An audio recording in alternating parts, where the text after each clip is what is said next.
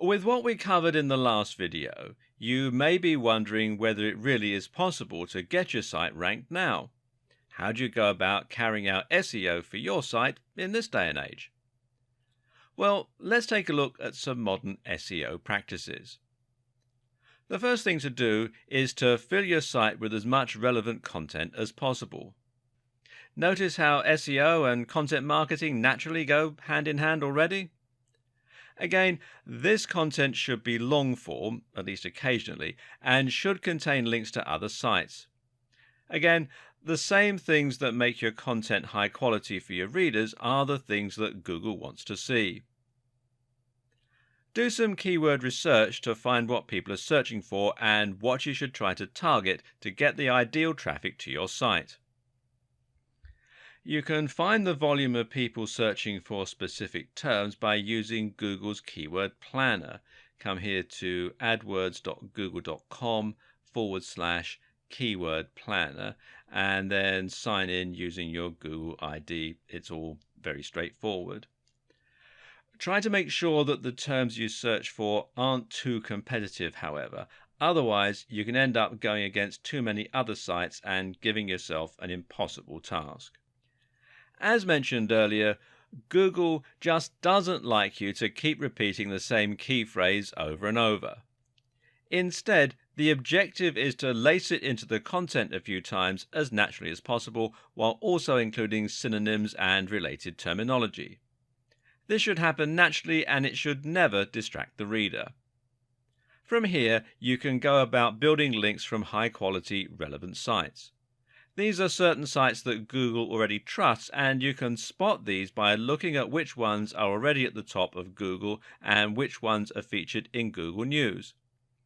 Google also likes big recognized brands, and it likes .edu and .org domains.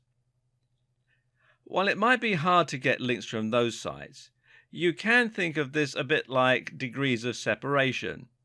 In other words, if you can't get a link from Harvard University, look for a site that does have a link from Harvard and see if you can't get a link from them.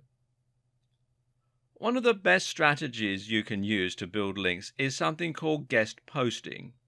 Here, you're essentially going to contact big blogs and offer to write content for them for free. This content needs to be relevant and high quality, so they will be tempted to go ahead and publish it. Rather than charging for your writing, what you then do is make it part of the deal that you will get a link back to your website within the body of the text.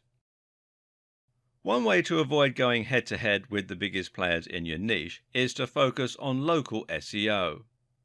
Local SEO is simply SEO that places local keywords front and center. So if you live in Santa Monica and you run a hairdresser, then you would try to rank for Santa Monica hairdresser, and you will build links from other local companies.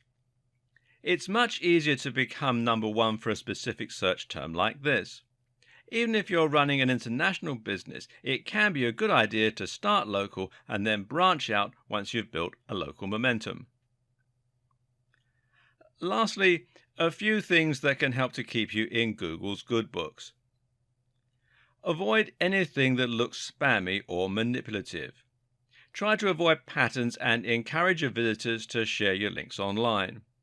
That's what Google really likes to see, sites with lots of links on the strength of their quality. One way to do this is to write link bait. This is content that is so useful, so interesting, or so shocking that other people want to link to it and include it in their debates or share it with friends.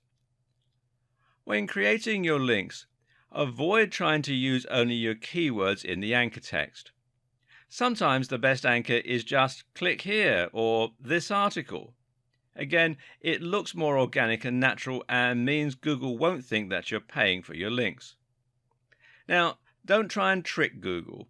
Just create high quality content for your readers while keeping Google's algorithms in the back of your mind.